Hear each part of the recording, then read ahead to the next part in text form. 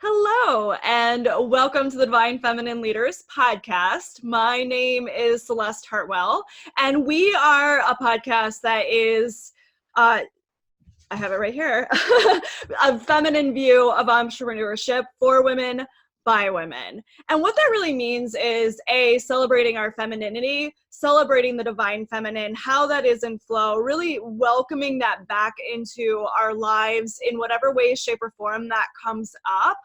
And this is really important because we do live in a society that has been overly masculine in a lot of ways.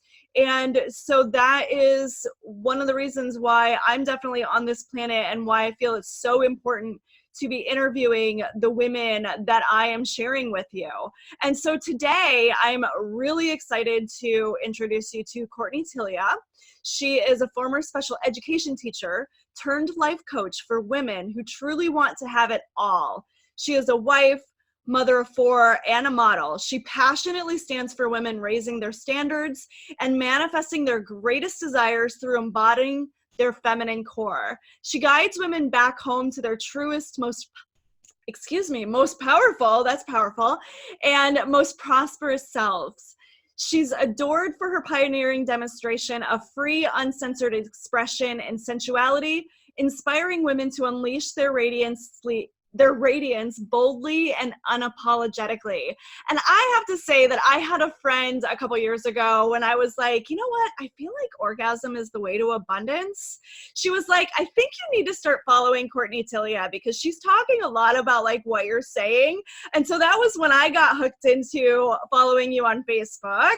And so I am really honored to have you here today. Welcome to the show, Courtney. Thank you. Thank you so much for having me. Oh, I'm so excited. I always love hearing too how people came across me and where they found me and where they came into my like little circle. So good to hear. Yeah, I mean, for anyone who doesn't know Courtney, like I'll just give a little synopsis. Like Courtney unapologetically, as was said in her bio, has pictures of her sexy ass body even after 4 children.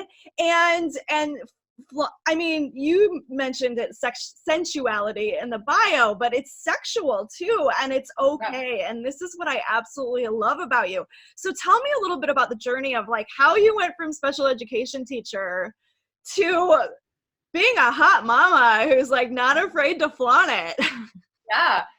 Yeah, so I've actually been diving into this a lot lately as I'm in the process of launching a new program all about self-expression and modeling and photos and all the different things.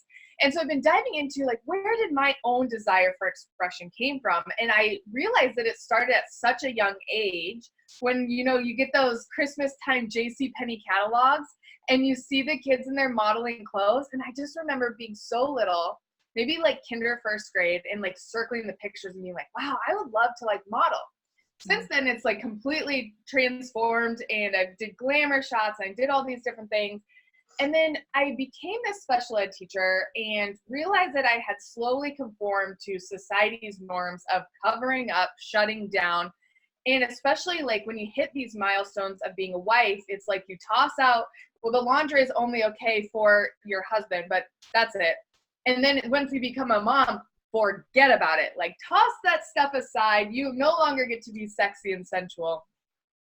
So I realized that I was like slowly falling into this place of like disconnect from myself and really just like a level of depression, a level of not feeling good and sadness. And that was impacting every area of my life, my marriage, my relationship with my kids, being a teacher, all these things.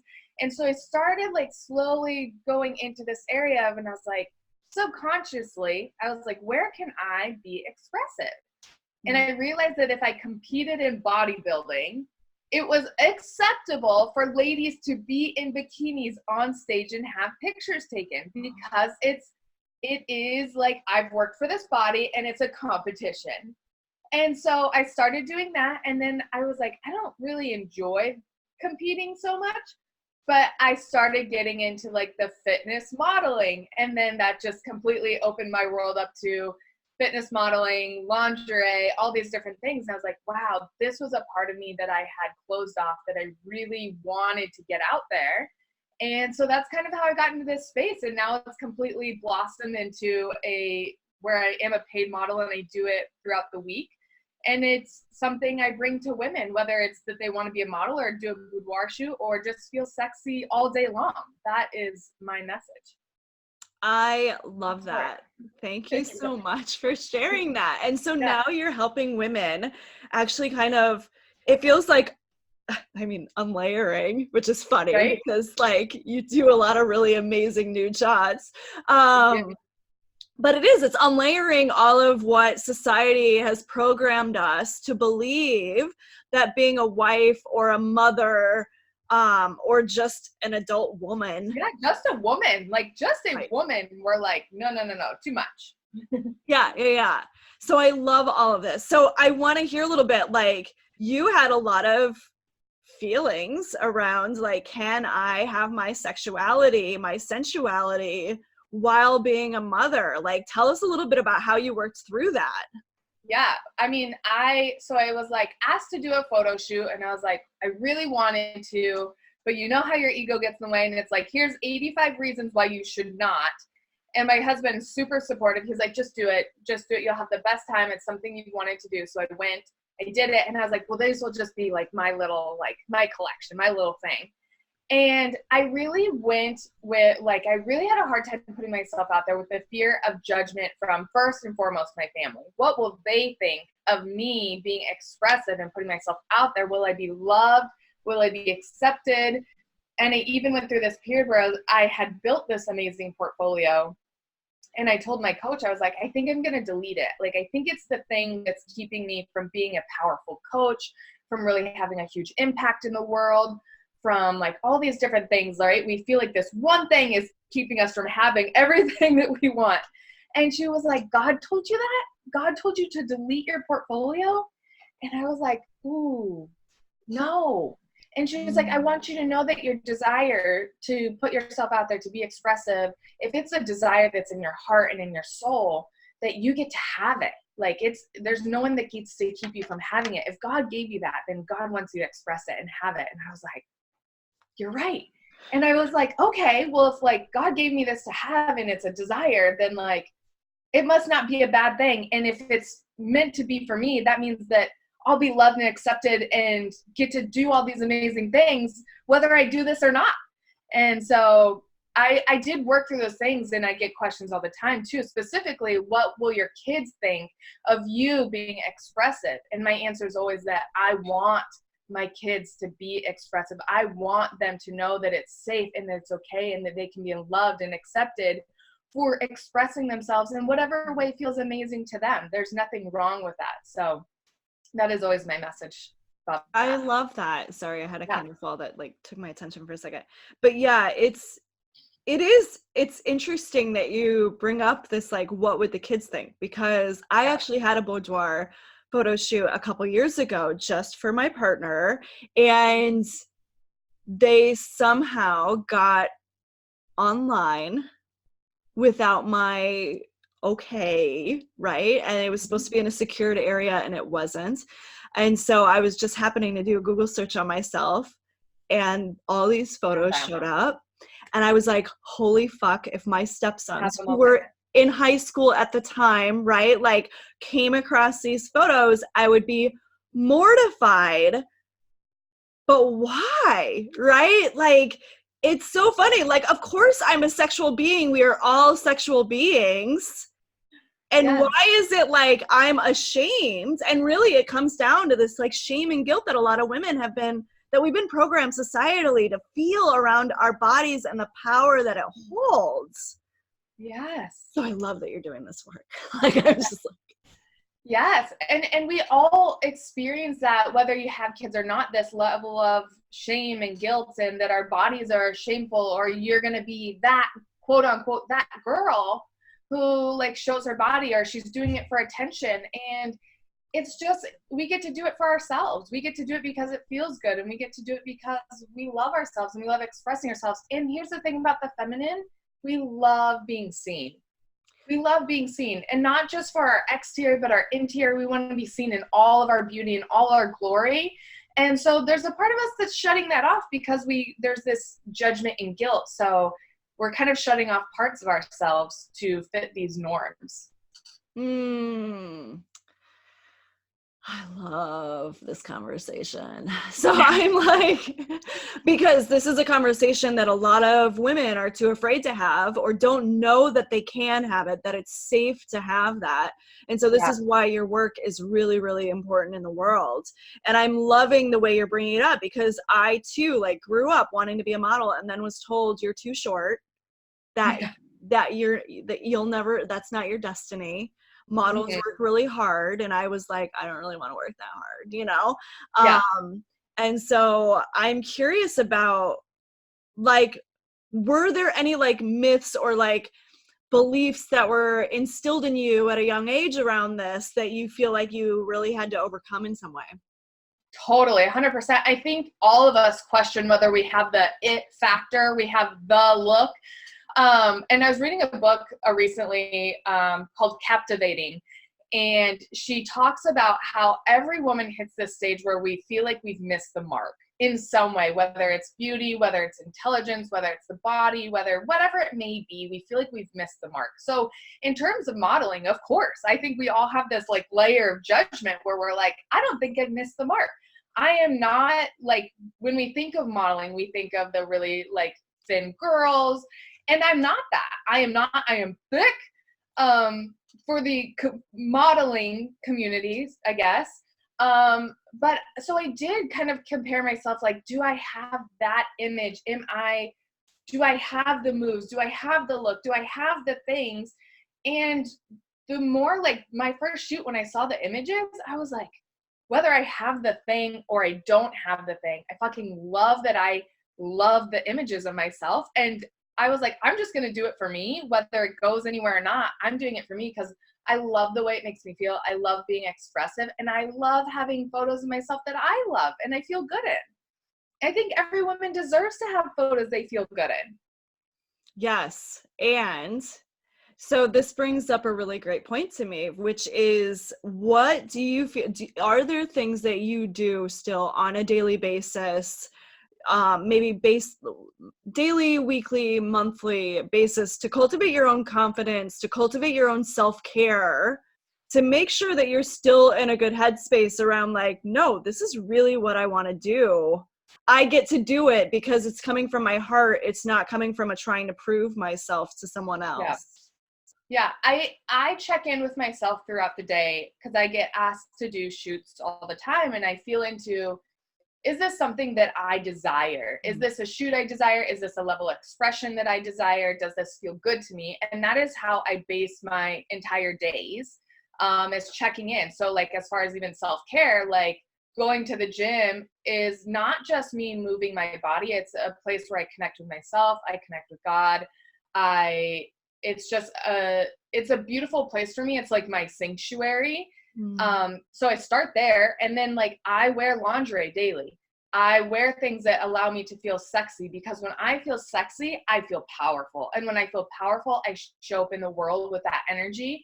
And it's a benefit to myself, my clients, my family, my children, if I cultivate that energy for myself daily. So those are some, like, my non-negotiables are usually lingerie, photos of myself in some form, even if it's just a selfie where I'm like, damn, I look good. Hair and makeup every day. And I tell this to my clients, whether these are your things or not your things, whether makeup is your thing or it's not, do the things that make you feel sexy and powerful, and where you look at yourself and you're like, damn, I'm hot. And whatever that looks like for you, make that a ritual, because your power, your energy is so, so important for everything. Amen. And, like, being able to cultivate our own energy.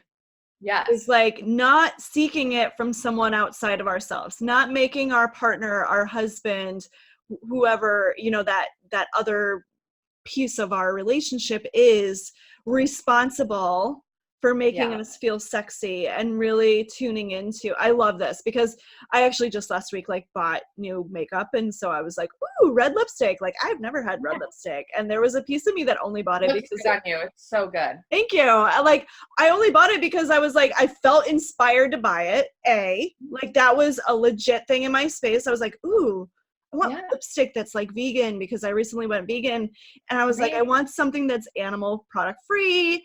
And so I found like literally this was the only color that they had left vegan. And I was like, well then it was meant to be. That's what I said. I didn't even try it on in the store. I told my beloved, I was like, I didn't even try it on in the store because I may have talked myself out of it. Totally. I just like bought it and left. Like amazing. Yeah.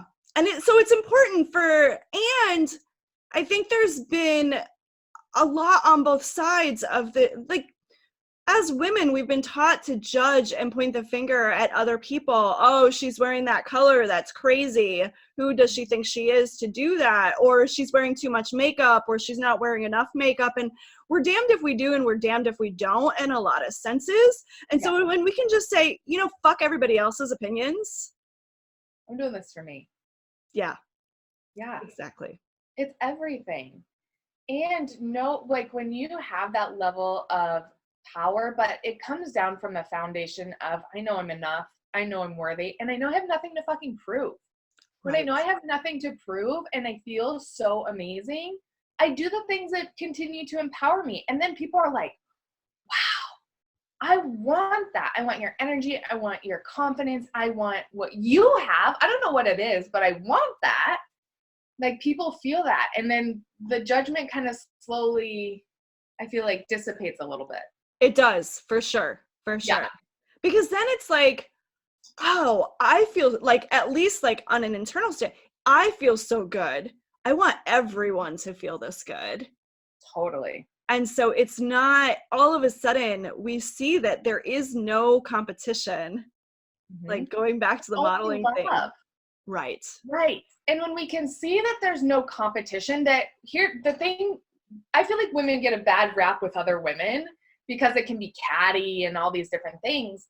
But we've been programmed to an extent that if somebody else is beautiful and powerful and feminine and all these things, that means that I can't. And there's an abundance of everything. So there's no reason that you can't be absolutely stunning and beautiful and amazing. And that means that I also get to be beautiful and stunning and amazing too. We get to be all the things. And so when we come from that energy of like, it's not taking from me, we actually get to see the beauty and celebrate other women because we know that doesn't take from us.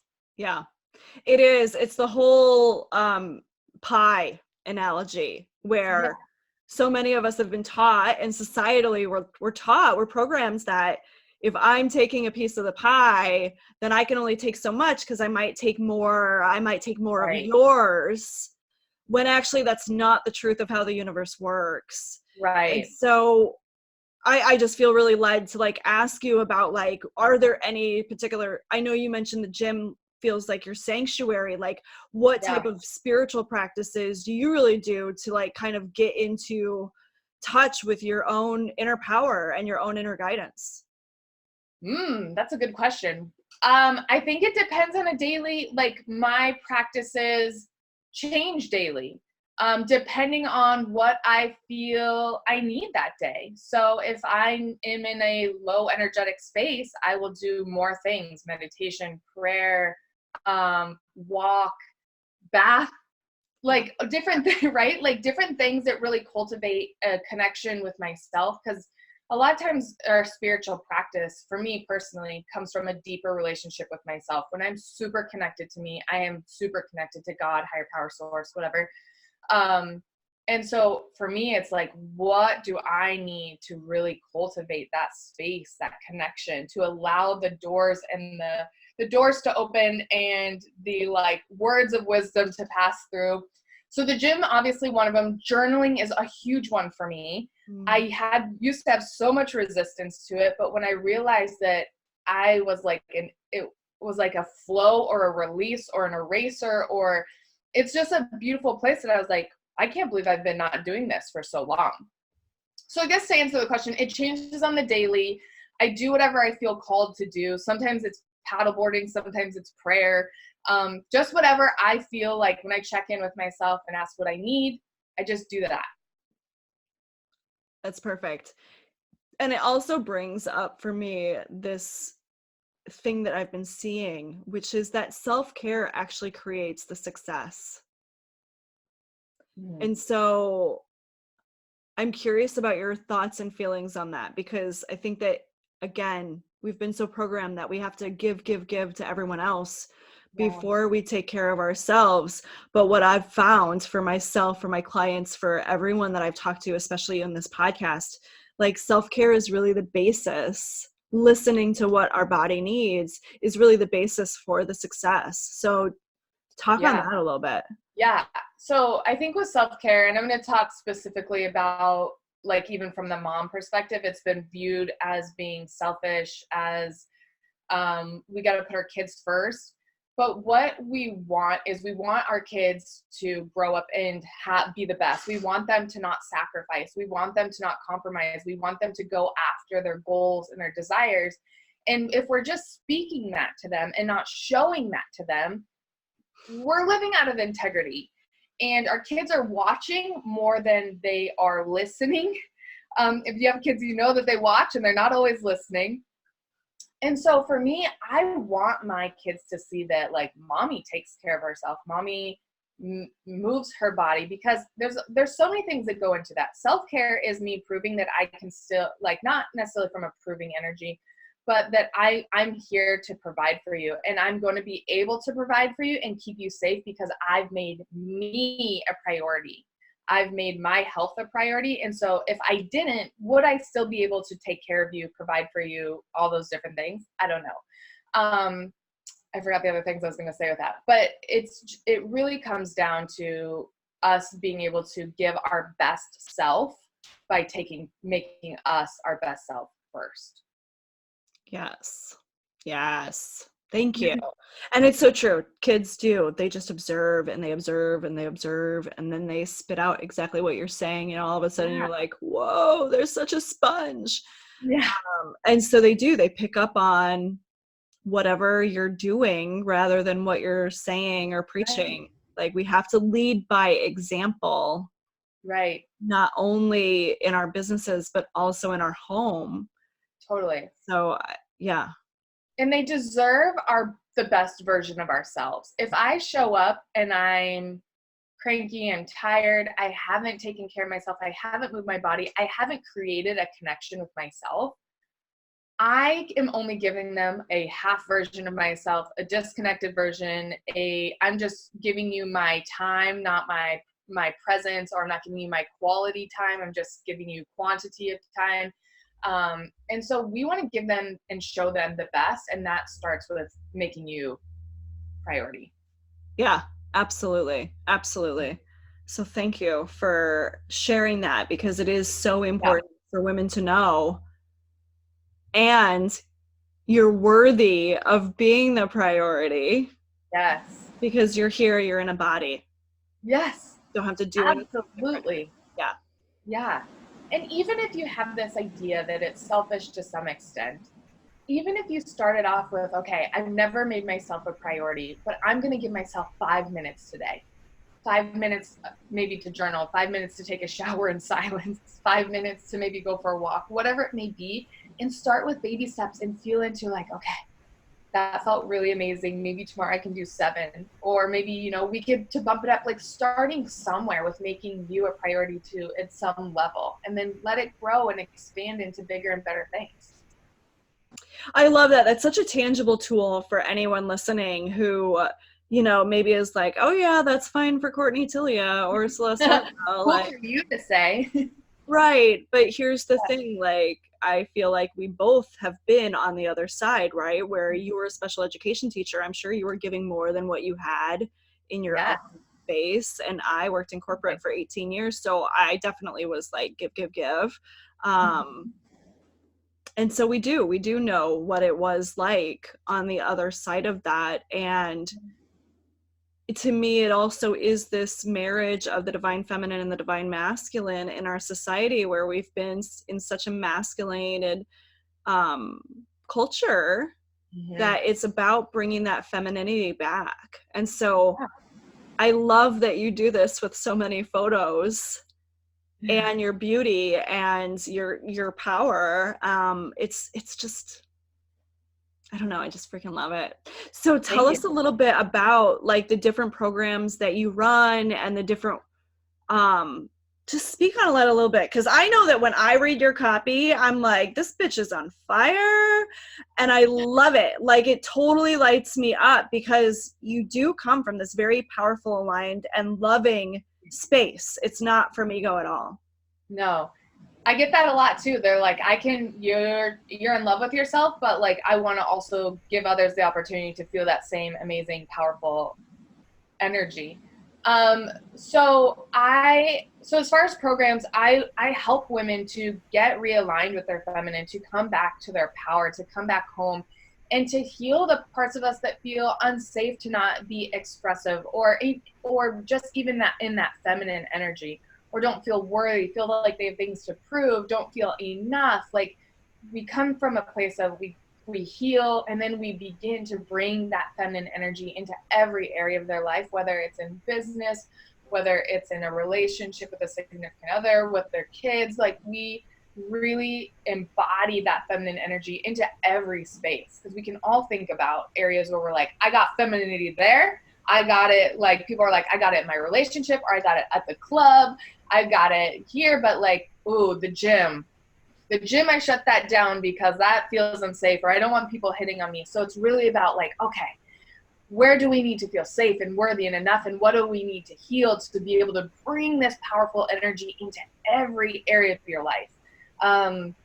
So I do with that with one-on-one clients, where it's just me and the client. And then I also have a group program called Bold Femininity, where we dive into this all together. And the beauty in that program is that, like we talked about a little bit earlier about the sisterhood, or the having other women in support, and that is what this group program is like, women coming home to their femininity with sisters around them who are on a very similar journey.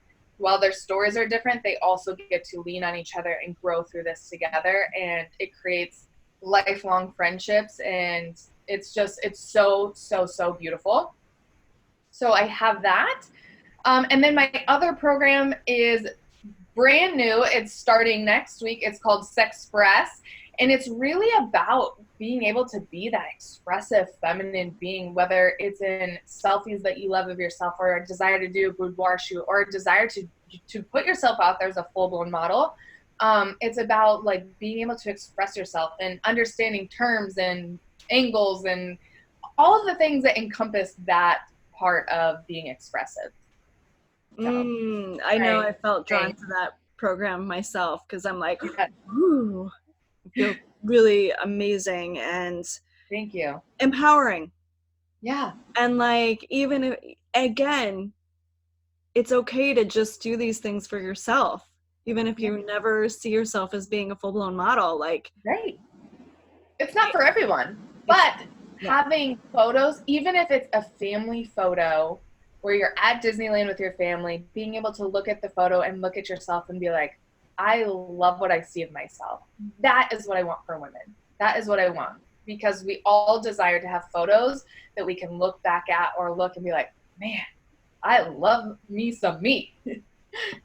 Right. And it goes back to the self-love thing, where like, I grew up with my grandmother, one of my grandmothers, I snuck photos of her, and thankfully did before she passed away.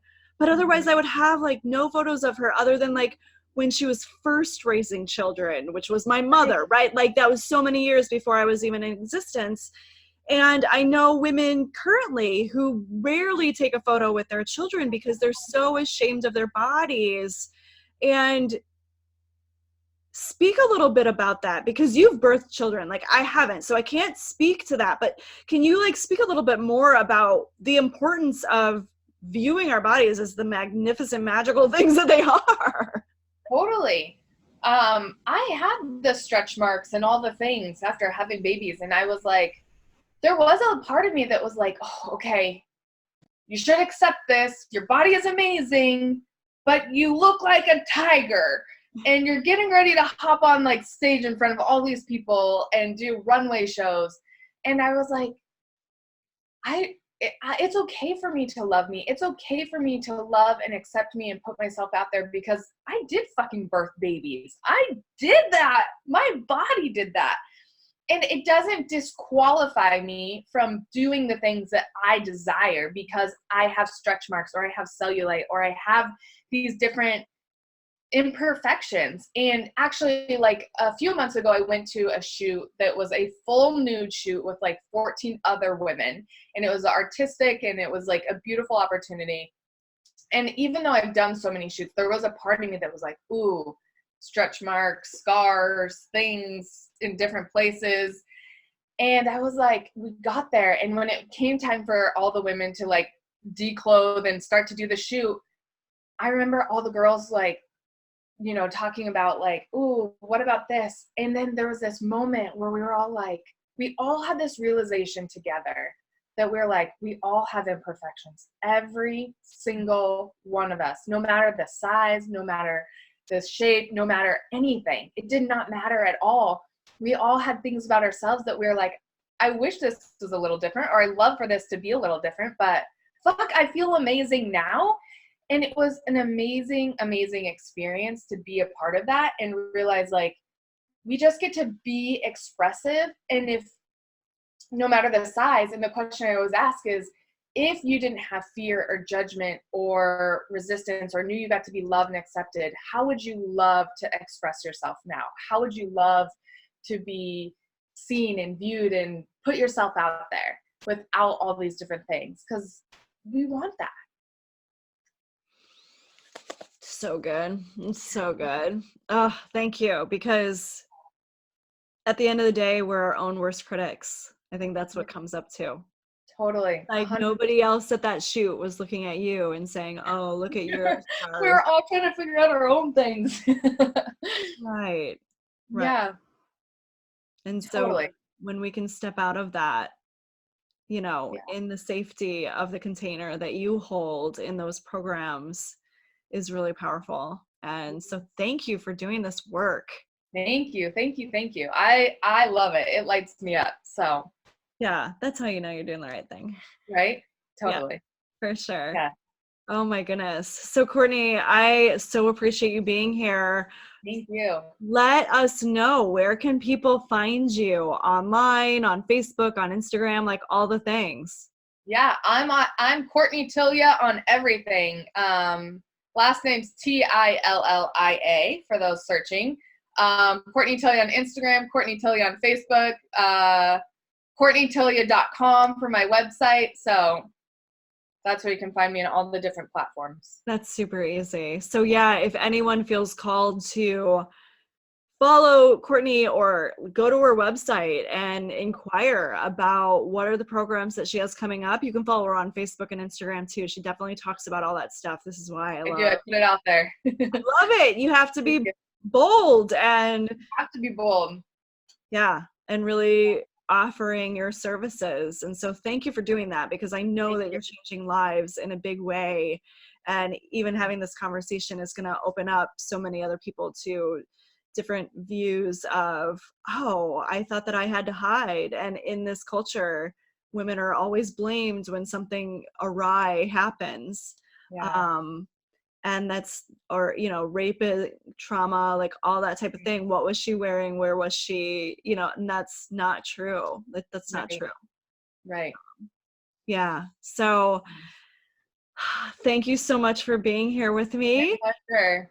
Yeah, this is Celeste Hartwell. This is Divine Feminine Leaders podcast. We're a feminine view of entrepreneurship for women, by women, and helping you step into all of the parts of your femininity in whatever way that feels inspired for you, because that's what we need more of in the world, honestly. Yeah. Mm-hmm. That's where the love and the flow and the grace comes from. And it's really important. So we thank you so much for being here with us. and we'll see you next week. Yay. Thank you.